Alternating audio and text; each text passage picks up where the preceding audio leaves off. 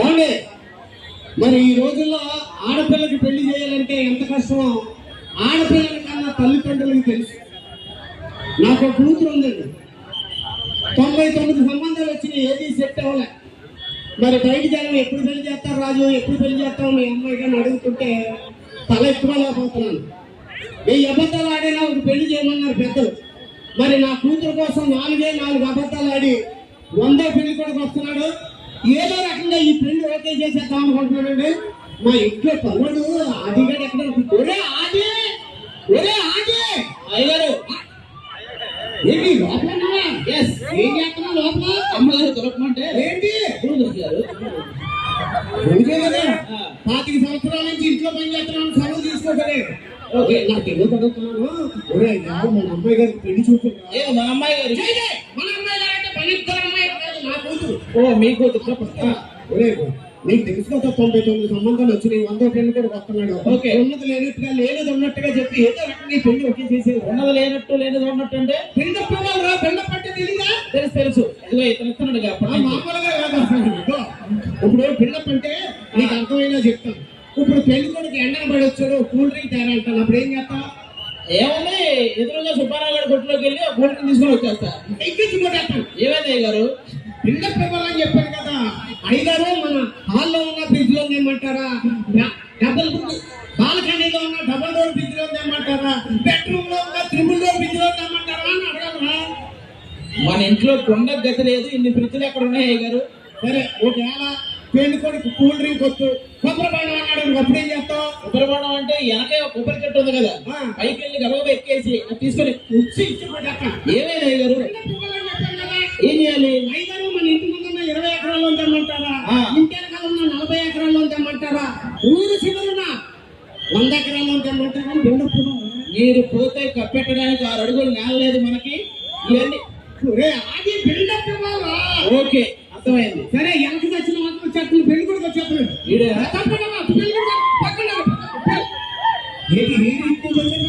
నేను current lines రావడం అలవాటు నాకు. ఎప్పుడు అలాగే వస్తారా?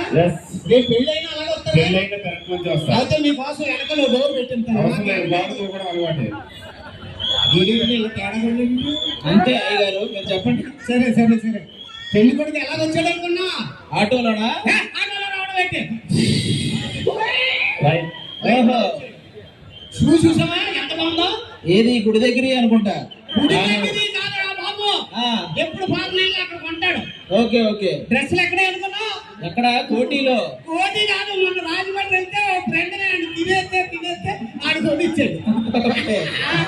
ఇది ఏది డబ్బులు కొంటా అక్కడికి నాకు అల్లుడిగా చేసుకుంటున్నాడు. ఓకే, కళ్ళజోడు ఎలాగల్లా తిరణాలలో అమ్మినయ్యారు అవి. తిరణాల్లో కళ్ళజోడు కాదు, ఆదివారం చేస్తారు కదా రేసింది రాజు, ఆడ కలగొడింది. ఈ గంటకి వెళ్ళి దగ్గర పెట్టుకోవాలి. సరే కానీ అల్లుడు ఎండను పడి వచ్చాడు, ఒక కూల్ డ్రింక్. అయ్యారు ఇప్పుడు కూల్ డ్రింక్ అంటే మన డబల్ డోర్ ఫ్రిడ్జ్ లో తీసారన్నమాట. అదే ఆ బాల్కనీలో ఉన్న ఫ్రిడ్జ్ లో తీసారన్నమాట. మొన్న బాత్రూమ్ లో ఫ్రిడ్జ్ పెట్టాం కదా, అందులో తెమ్మంటారా?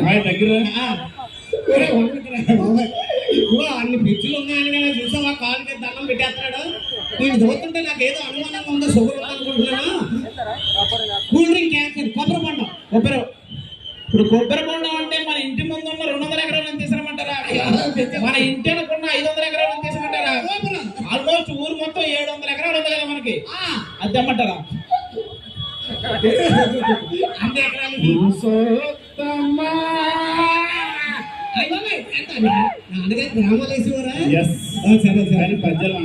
సరే కానీ కొబ్బరి బండంతో పాటు అమ్మగారిని తీసుకురా, మీ అత్తయ్య గారు.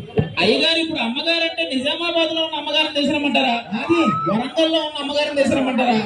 హైదరాబాద్ అమీర్పేటలో ఉంది కదా ఆ అమ్మగారిని. నీ వాటానికి నీవే 3 సెటప్ వేసుకుంటే నీ కూతురు ఏమి పెట్టుకుంటారా? నువ్వు వద్దు, నీ కళ్ళొద్దు.